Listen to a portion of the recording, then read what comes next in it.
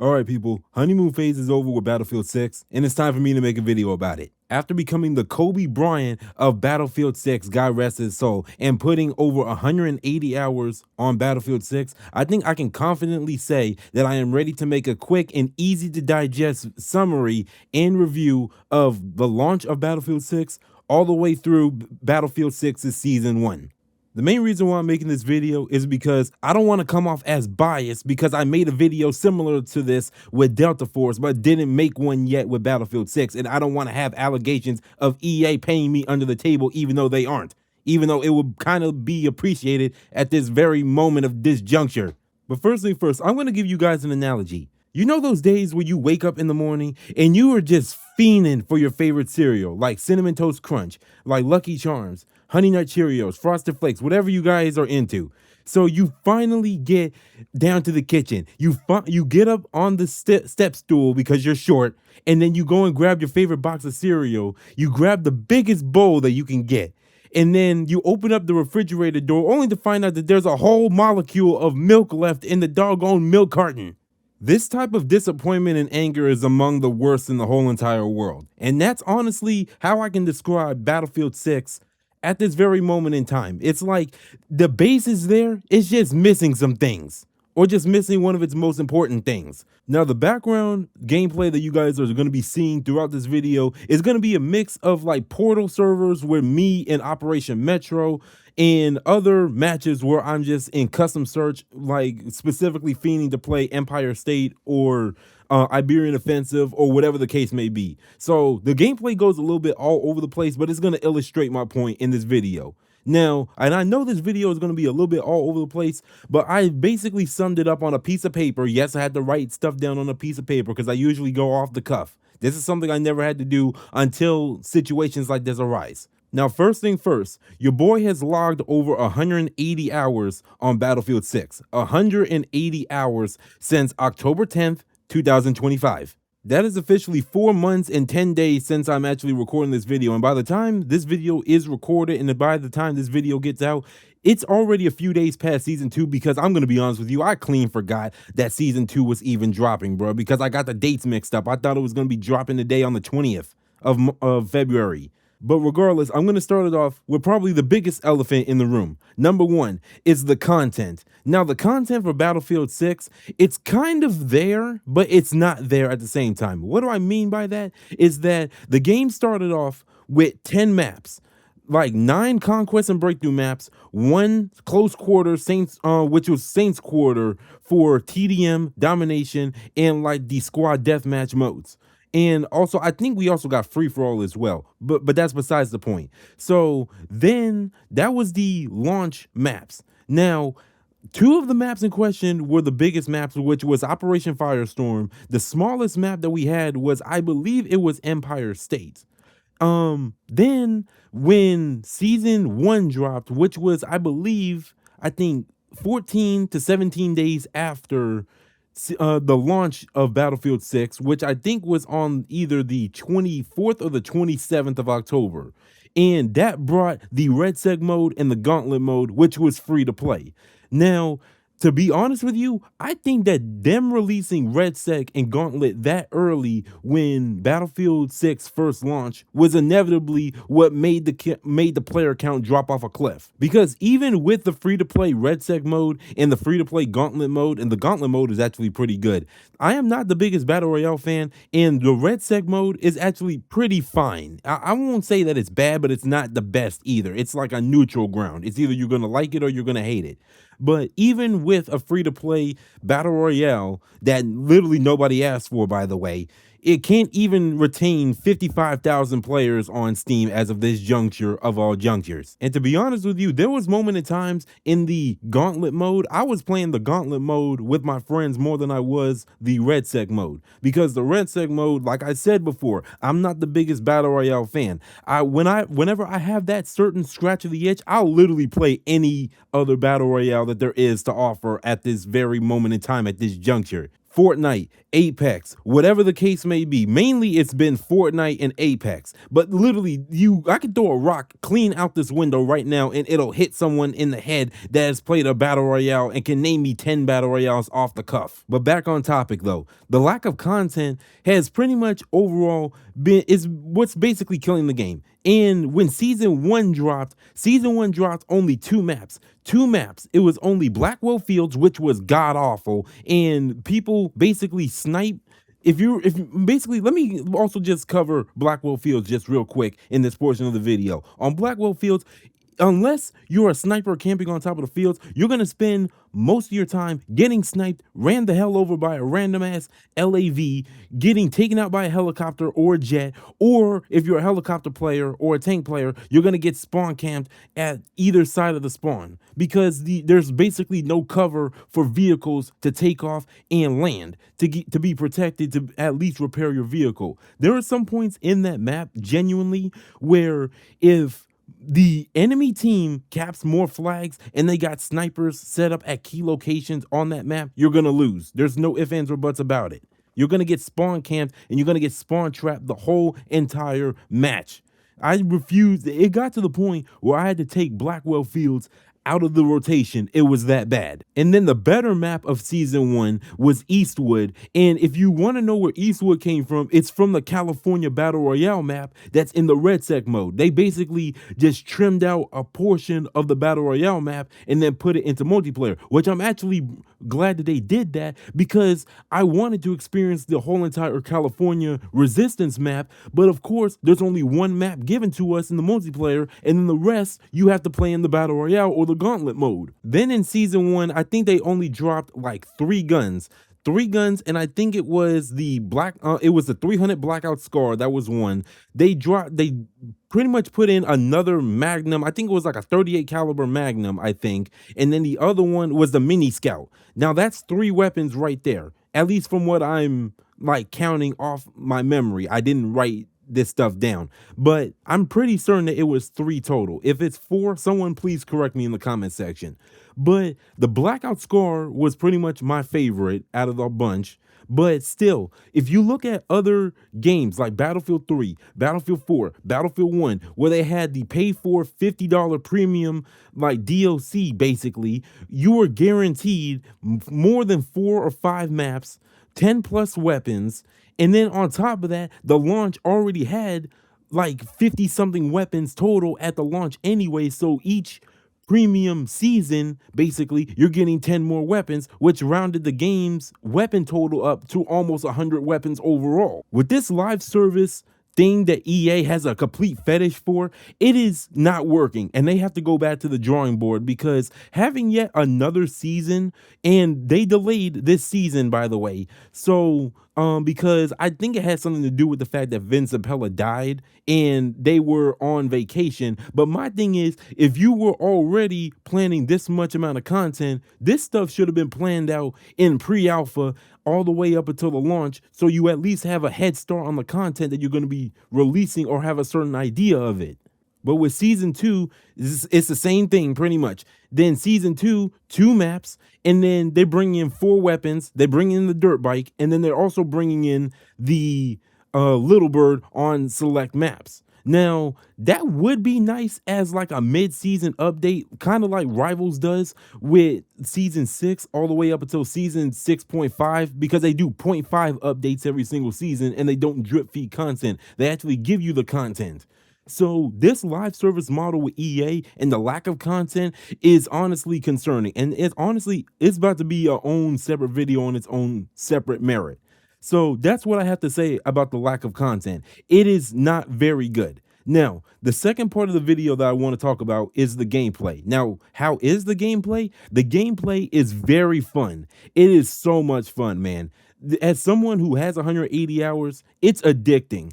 And trust me, it's so much better than 2042's trash garbage mechanics that it had at pre-alpha, beta, post on launch day, post-launch, and all the way up until the end of its life cycle. and it beats it in every sense of the word. Now it doesn't. Now with all that being said, it doesn't. It does have its problems. Number one being the hit registration. Now the hit registration, I've said from the very start since the beta that they need to fix it. Now have they been fixing it? Yes. Are they making any progress of it?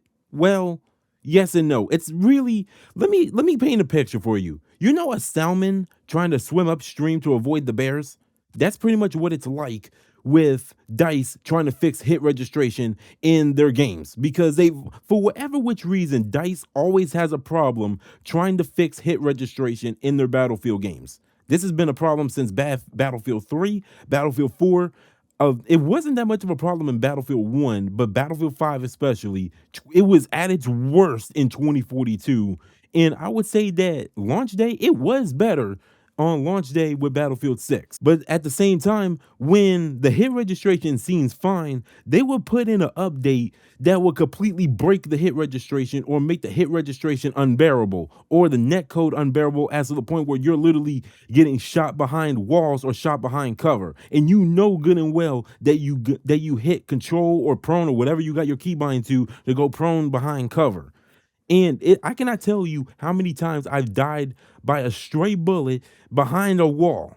And I clearly went behind the wall first before they even got a chance to kill me. Now they're saying in season 2, hit registration is at the top of their priority, and I haven't played season 2 yet. But once I play season 2, I'm actually gonna test it out, and I'm actually gonna make a follow-up video to this, and it'll probably be mentioned in the next Battlefield video that I have in mind anyways.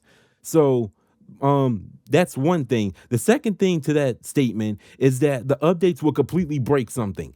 Like, I don't know what it was, but especially in the winter offensive update with the frozen over Empire State. Oh yeah, but I forgot to mention that in season 1 they brought in a frozen, iced over, snowy version of Empire State. Now it does look good, I will give it that, but the limited time game modes, it needed to stay, because I actually had fun with the limited time game mode that they had in season 1 with the winter offensive on Empire State.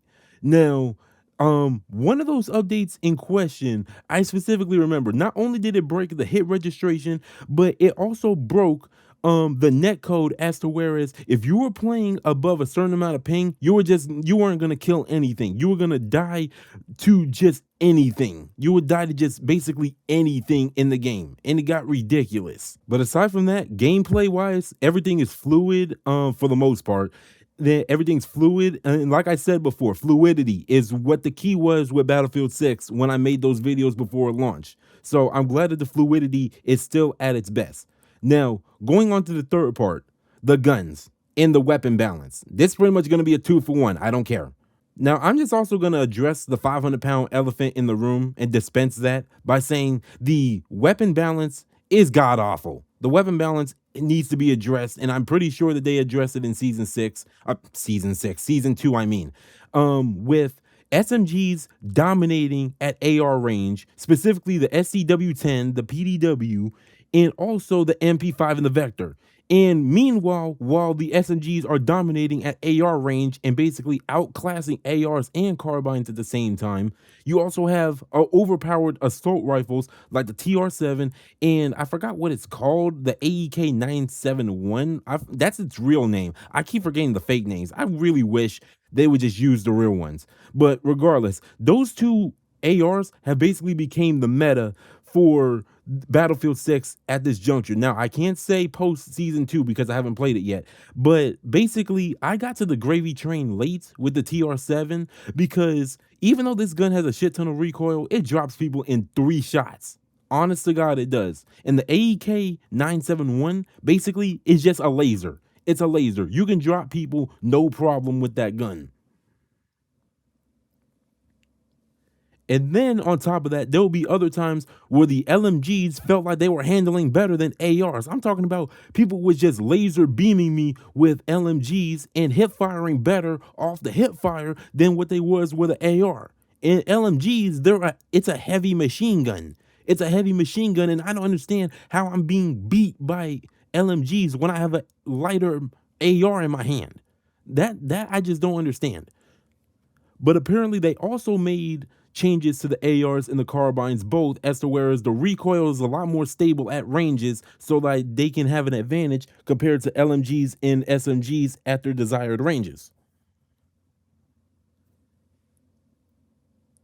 In terms of the weapon mastery, it needs some work. It needs some serious work, because I heard somewhere for the weapon mastery to get to level 50 for the Unstoppable Force camo, you need to get a total of 1,500 kills with your weapon before you can even get it, which is absurd. Because if you go to other games like Black Ops 2, you go to games like Black Ops 3, even I would say Modern Warfare 2019, it really didn't take long for you to get weapon camos, at least the ones that you wanted. All you had to do was just play it for like maybe get 5 hours total with your guns, and then that was it.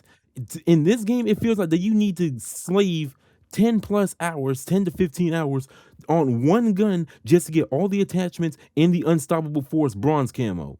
Now, that's not to say that I didn't get them. I did get it on 3 weapons currently right now, and I'm going for 4th with the AEK 971.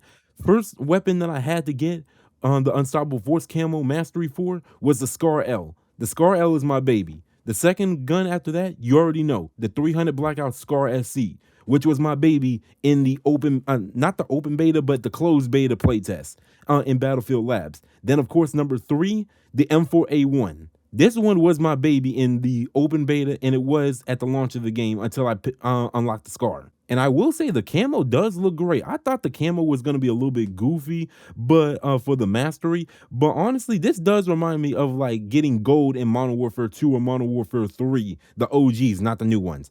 And I will be going for a lot more mastery camos if they decide to speed up the progression just a little bit. They don't have to speed it up by much. They just have to make it at least like 25 to 30% less time than what you would need to normally get the mastery level 50 for your guns, because it's getting ridiculous with how slow the progression is.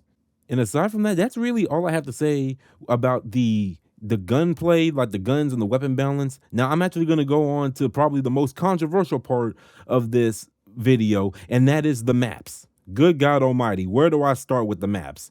Now, like I said before, 10 maps at launch. And season 2 brought in 2 more, and then technically 3 if you want to count in the RedSec, but we're not talking about the RedSec right now. We're talking about the maps and the multiplayer. So I have been seeing motherfuckers on Reddit, and I have been seeing these mouth-breathing trilobites over here on Twitter, Reddit, whatever the case may be, on TikTok, talking about, oh, the maps are garbage, all the maps are garbage, this and the third. Listen, man, bro, there is good maps. People just don't understand the flow of the maps. Yeah, I said it. One case in point that I can basically tell you or like give an example of is Manhattan Bridge. This is one of my favorite maps on the game, and I will get to my favorite maps in a second. But Manhattan Bridge, I swore to God up and down that I hated this map when the game first came out. But once I started understanding the flow, like, okay, C is a meat grinder. D is pretty much like kind of like a choke point, but also very important to get if you want to get to C.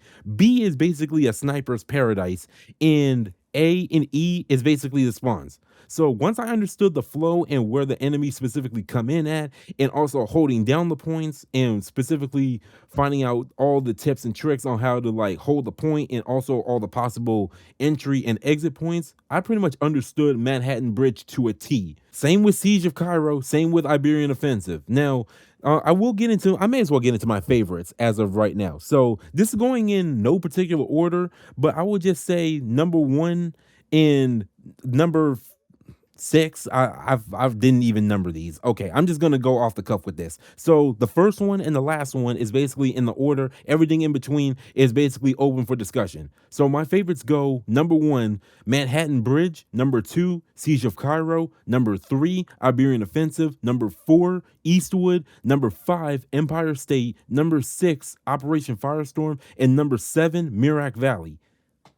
All the rest of the maps, I can really give a damn about. Well, except for Liberation Peak, but I specifically have to be in the mood to play Liberation Peak, because there is way too many times where my teammates don't contribute anything, and the round ends up, and we end up losing because we got steamrolled. Now, another map that I will say that I do like, but I do have a love-hate relationship for, is New Sebek City. Now, New Sebek City, this map, oh my gosh, I either love it or I hate it. There is genuinely points in this map, no lie, where I would just be in between the choke points of B and C the whole entire match, because like legit, D is basically, they get to the very top of the D point on the very top of that construction site and they just snipe the whole match. And there is literally nobody that can take out those snipers. There's literally no type of support to try to take those snipers out, even on the ground level, or at least trying to get up to like a decent vantage point across the map to try to take them out. Now, Saints Quarter, I didn't mention Saints Quarter because literally I forgot that it was even in rotation, but I keep forgetting it's a squad deathmatch, team deathmatch, and a domination map. It's a close quarters map, which is all well and fine and all until you don't have any friends to play it with. Basically on Saints Quarter, it gets to the point where you just basically run around like a chicken with your head cut off,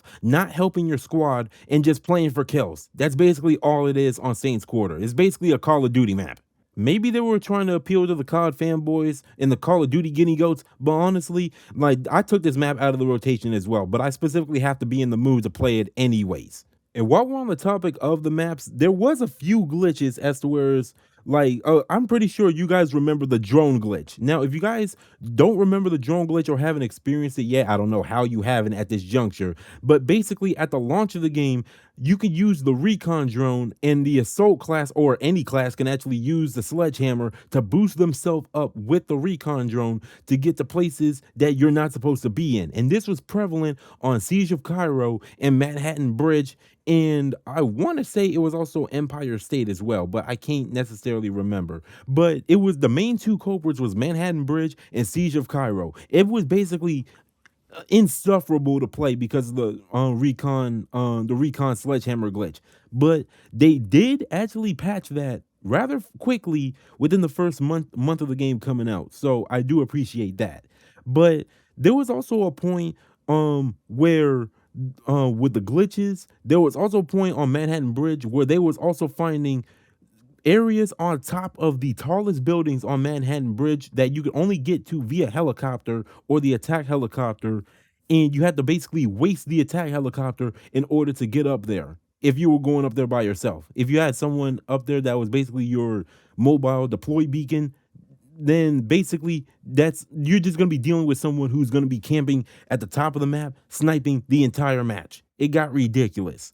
So how they basically countered that was basically they added in the little bird to basically clean up them snipers, I guess, in season 2, because I know the little bird is going to be coming in season 2 on Manhattan Bridge, and I believe it's also going to be coming on Siege of Cairo as well, but I can't necessarily remember.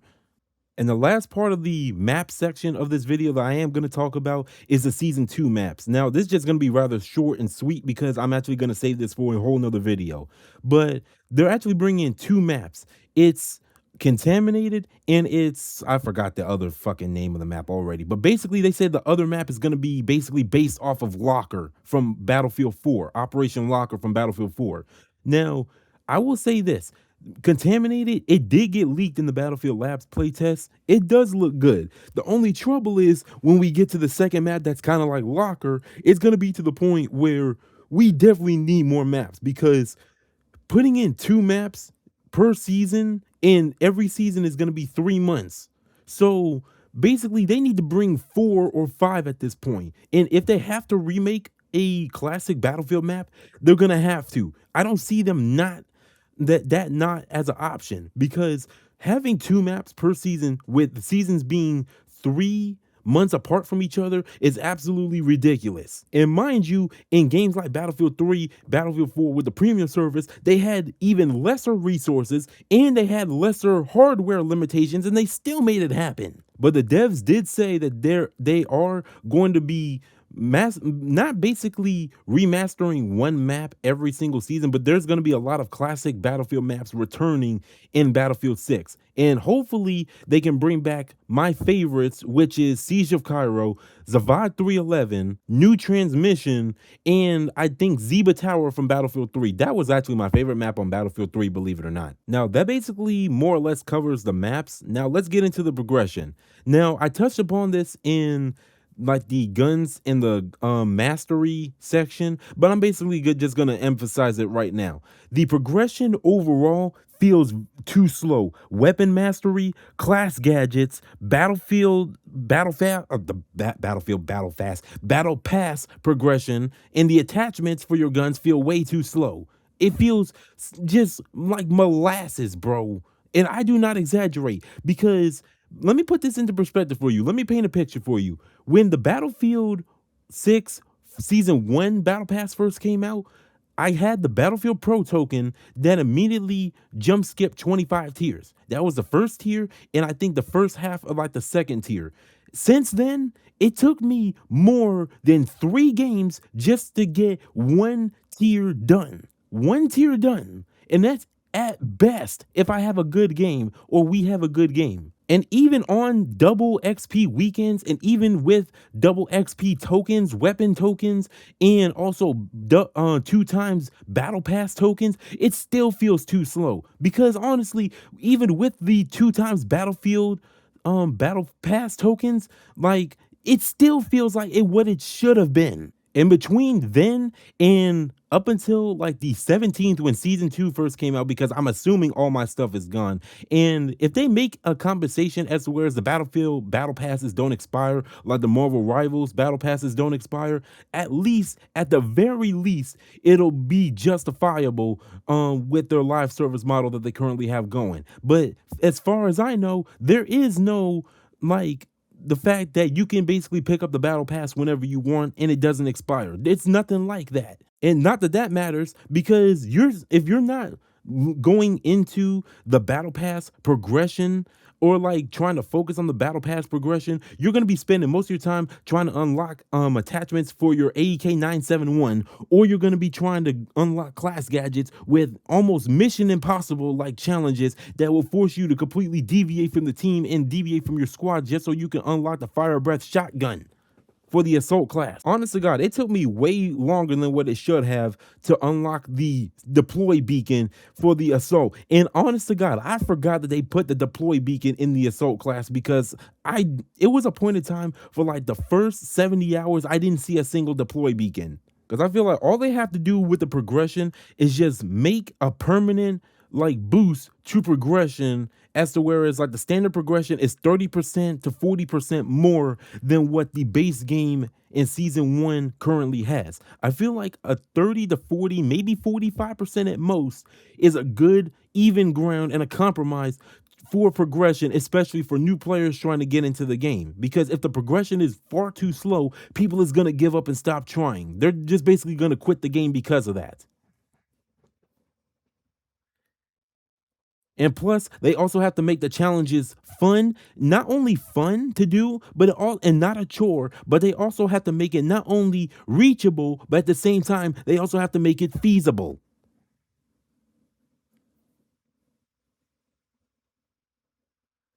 That's pretty much all I have to say about the progression. There really isn't much to say about the progression that hasn't already been said 1,000,001 times. So with that being said, I'm gonna go on to the season 1. Now, basically, I did round it up, but I'm just gonna round it up. The skins were terrible, almost COD-like, and literally because one of the skins in I think they added in like a bonus Battlefield Pro Battle Pass section. It's too much. It's too much of a mouthful. So they added in an extra section, right? And honest to God, the skin that they rewarded us that didn't even work half the time, the like progression tier didn't even work for most players, including myself, looked straight out of Call of Duty Ghosts. If you put it side by side, the mask that he had on to start off with before they upped and changed it was 1-for-1 AI copied. You cannot tell me otherwise. It is way too 1-of-1, 100% accurate for it not to be a coincidence. And then on top of that, the skin looked like that he was wearing a fucking diaper and a fucking bib on his fucking chest. They couldn't have at least changed that, as whereas they could have just made it black to blend in with the rest of the skin. No, like as if the ghost skin and the ghost ski mask didn't give you away enough, bro. They had to put in a bright ice white diaper on your doggone chest. And I know what people is gonna tell me, but Trey, it's actually a military vest. You don't know what you're talking about. And listen, man, even if that's the case and it's a tactical military vest, and I'm not in the military, I have friends in the military. I've asked my friends if this is a real thing. They said it is, but the colors match the uniforms, or at least match the overall tone. If it's like an all black uniform, it's black. If it's foliage green, it's green. If it's desert tan, it's desert tan. So somewhere along the lines, this shit got lost in translation and they didn't get the memo. The weapons for season 1 was actually pretty good overall. Like, honest to God, the only weapon I gave a fuck about was the 300 Blackout Scar, and that's been my baby ever since. The mini scout is okay, but I feel like that you just need to land nothing but headshots just to get kills with that thing, because with me it just works when it wants to work, but it works perfectly fine and feels like people is dropping me in one shot when anybody else use it. And then back to the skins with season 1, like they have course corrected and they also brought in better skins for season 2. I will cover that in another video, but I will bring up a screenshot on screen right now of what the season 2 skins look like, and honestly this is way better than the garbage that we got in season 1. Moving on to the RedSec, and this is under the season 1 review. Now, RedSec, like I said before, it's not my cup of tea, but if you play Battle Royales and you played it, and I did play it for quite some time, it's fine at best, even with the Battlefield formula, and even with the complete out of bounds area with the Firestorm. Honestly, it's fine at best. It's not nothing that's gonna change the game or nothing that's gonna revolutionize Battle Royales as we know it. It just works. It just works. It's not too boring. It's not revolutionary. It's just right in the middle. But the Gauntlet mode, however, I've actually been waiting to talk about this. The Gauntlet mode is actually more fun than the RedSec mode, honest to God, because there was a lot of game modes that they put in the Gauntlet mode, and the Gauntlet mode, honest to God, with the elimination style setup that they have going on, I really like the Gauntlet mode, and I found myself playing the Gauntlet mode with my friends a lot more than RedSec. But like I said before, even though that the Gauntlet and the RedSec is free to play, it still can't keep players. I think the most recently that Battlefield 6 peaked at was 97,000 players on Tuesday when the season 2 dropped. So overall, they're gonna have to go back to the drawing board with content, because this game cannot survive with this current content system that they got going on for the live service model. It genuinely can't. So that's really all I have to say about that. Now, going into season 2, and it's pretty much going to wrap up the video. So 2 maps, Little Bird helicopter, dirt bike, 4 weapons. This needs to double. This needs to double ASAP. Now, I'm not saying bring in 4 vehicles every single map or every single season. It needs to at least have 6 to 10 weapons at least in every single season, because there is plenty of weapons, even from past Battlefield games, that's not even in Battlefield 6. The M16, the ACW FR, the F2000. Like, there is so many guns that I can name off the cuff that is still not in Battlefield 6 yet. And then 2 maps per season. This needs to double to 4 at least. If you guys got to remaster or remake maps in the Battlefield 6 engine to make this happen and don't change nothing, honestly, I'll be happy with that, because Call of Duty has been doing that for the longest time since Modern Warfare 2 and 3, and ain't shit changed. They're still doing it now because they know good and well they can't make good maps. And the last thing that I'm actually going to end off on this note is the drip feeding needs to stop. If they got to bring the seasons, do like Marvel Rivals did, have season 2, then bring in a season 2.5 update to at least hold players over until the next season. So say, for example, season 2 comes. See, on the first half of season 1 is the 2 maps, or let's just say in perspective, if there's 4 maps, bring 2 the very start of season 2, don't drip feed anything. Give us all the weapons, give us all the vehicles, and if you want to include limited time game modes because you know you want to, because you're too stupid to realize that people, even when they like them, they're not going to stick around if you take them away. So you guys need to make it permanent game modes. Have that as the first half of season 2, and then midway in the 3-month window between season 2 and season 3, have season 2.5, give us all the content there, and then after that, then y'all can finish up season 3. And then just do that over and over and over again, because Marvel Rivals have been doing it very perfectly and has been outclassing Battlefield in live service, and the game still has a current player base on Steam than Battlefield 6. And the game is free to play. So drip feeding needs to stop. Like I said before, if y'all got to bring back iconic Battlefield maps, because they already confirmed that Go Mud Railway is coming in Season 3, I think. And Go Mud Railway was one of my favorite maps in Battlefield 4 alongside Zavat 311 and Siege of Shanghai. Now, people want to say nobody wants to play this map. Speak for yourself. Go Mud Railway was one of my favorites. So if they got to do that, just do it. Like, because we all know that we want maps like Metro, Locker, Siege of Shanghai, Zeba Tower, Zavat 311, Marketplace, or whatever it was called in Battlefield 3.